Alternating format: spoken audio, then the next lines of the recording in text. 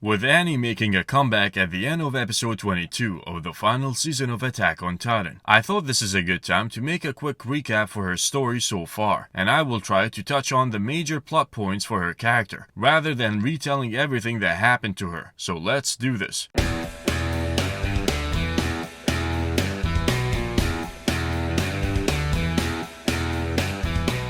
Hello and welcome back to Busyman Reviews. Annie Leonhart, also known as the female Titan, was raised by her adopted father, Mr. Leonhart, who trained her in martial arts and prepared her to be a warrior candidate. And when she eventually inherited the female Titan, he apologized to her and told her that no matter what the world thinks of her, he will always be on her side. And right before she went on a mission to infiltrate Paradis, he made her promise to come back to him. A promise that shaped most of her actions, as we will see. When the warrior unit arrived at Paradis, Marcel, the Jaw Titan, was eaten by Ymir right in front of her before she, Reiner, and Bertold ran away for their lives. And although Reiner and Bertold probably were driven by fear, Annie was driven by her promise to return to her father. And that's why Annie demanded to end the mission and go back to Marley, and she had a huge fight with Reiner because of that. And after beating him to a pulp, Reiner rose as a changed man, determined to lead them to successfully carry out the mission. And so, Annie replaced Marcel and used her Titan abilities to carry Bertold and Reiner to the wall, while calling pure Titans to follow her. And because of that, Annie was drained and passed out once they arrived at the wall, just to wake up a few days later in a refugees camp inside Walrose. During the next 2 years, Annie continued to secretly research the whereabouts of the founding Titan and discovered that the king on the throne is a mere puppet and that the true King Fritz is hiding somewhere. Later, Annie volunteered to the military, where she joined the 104th Training Corps under the command of Keith Shaddis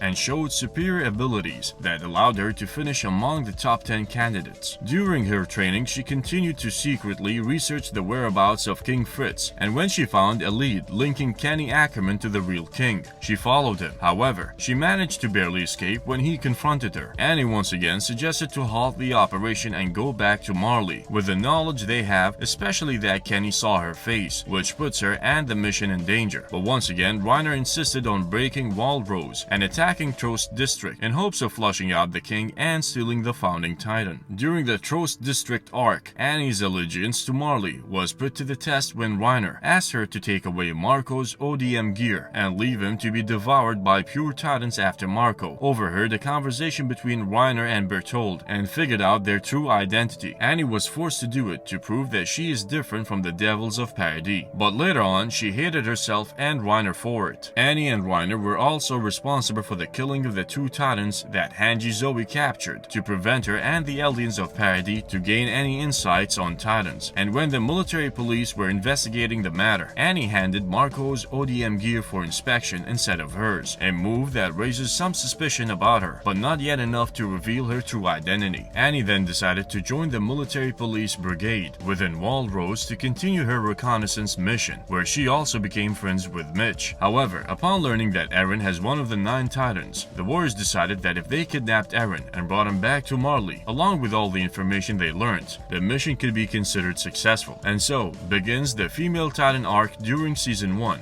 where she, with a little help from Reiner, almost succeeded at kidnapping Eren during the 57th expedition outside the wall. However, Levi and Mikasa managed to retrieve Eren and almost kill Annie in the process, if not for a thick plot shield that protected her from Levi's attack. Naturally, suspicions grew stronger, and Annie was apprehended few days later in Stohus district. Annie had to blow out her cover when Eren asked her to escort them through an underground tunnel, which was an obvious trap for her. And so, she turns into a Titan one final time, and after a huge struggle and much damage to the city, she was defeated by the scouts and Eren. Eren went berserk and almost ate her before Levi caught him out of his Titan, and we saw Annie crystallizing and making a protective shell around her, not only to avoid being interrogated, but also because of her promise to come back to her father. During the 4 years she spent in her crystal, Annie was aware that Mitch and Armin were both talking to her, and we know that Armin now has a crush on Annie, which might be genuine, but might also be because he inherited inherited Bertold's memories when he took his Titan, and we know that Bertold also had a crush on Annie. What do you think Annie's role will be, and why do you think that Armin has feelings for Annie? Feel free to share your opinions in the comment section down below. And as always, if you enjoyed watching this video and want to watch further Busy Man reviews, give us a like and hit the subscribe button. Thank you for watching, and see you soon with another video and another Busy Man recap. Until next time.